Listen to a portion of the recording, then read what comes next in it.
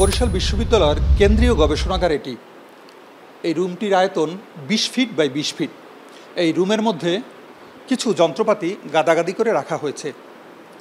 কিছু যন্ত্রপাতি আছে যেগুলোর উপরে ধুলোর স্তর জমে আছে। কিছু যন্ত্রপাতি আছে যেগুলো বেশ কয়েক বছর আগে কেনা হয়েছিল, জায়গার অভাবে রাখার জায়গা না থাকার কারণে সেগুলো খোলাই হয়নি এখন পর্যন্ত। আর এতে করে কিন্তু বিশ্ববিদ্যালয়ের শিক্ষকদের যে গবেষণা কার্যক্রম তা স্থবির হয়ে পড়েছে। এই একটিমাত্র রুমের মধ্যেই সব যন্ত্রপাতি রাখা। এই পরিস্থিতির মধ্যে চলছে বরিশাল বিশ্ববিদ্যালয়। কীর্তনখোলা নদীর পূর্ব পারে কর্ণকাঠিতে ২০১২ সালে প্রতিষ্ঠিত হয় বরিশাল বিশ্ববিদ্যালয়। দেখতে দেখতে পেরিয়েছে এক যুগ। সময়টা খুব একটা বেশি না হলেও প্রতি বছর বাড়ছে এই বিশ্ববিদ্যালয়ে শিক্ষার্থীর সংখ্যা। তবে গত এক যুগে এই বিশ্ববিদ্যালয় উল্লেখ করার মতো নেই কোনো উদ্ভাবন। এ অবস্থার জন্য রাজনৈতিক কারণকে দায়ী করেছেন শিক্ষকরা।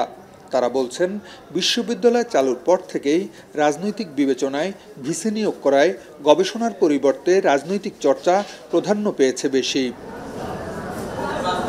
লেজুর ভিত্তিক রাজনীতির কারণে শিক্ষকরাও ঠিক রাজনীতি সংস্কৃতি নিয়েই এগিয়ে যেতে চায়।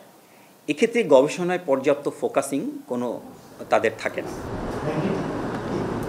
বরিশাল বিশ্ববিদ্যালয়ে পদার্থবিজ্ঞান বিভাগে শিক্ষক সংখ্যা মাত্র ১০।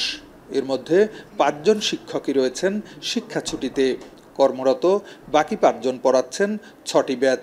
একই অবস্থা অন্য বিভাগগুলোরও। রয়েছে চরম শিক্ষক সংকট, আছে শ্রেণীকক্ষের সংকটও। এখানে পাঠদানের জন্য ভবন মাত্র একটি। কখনো কখনো ক্লাসরুমের জন্য দীর্ঘ সময় অপেক্ষা করতে হয় শিক্ষার্থীদের। এসব কারণে এগুতে পারেনি গবেষণা কার্যক্রম।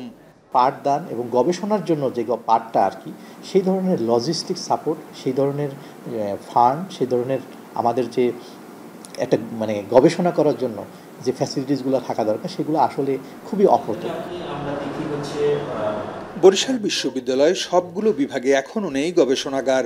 বিজ্ঞান বিভাগে গবেষণাগার থাকলেও নেই পর্যাপ্ত উপকরণ।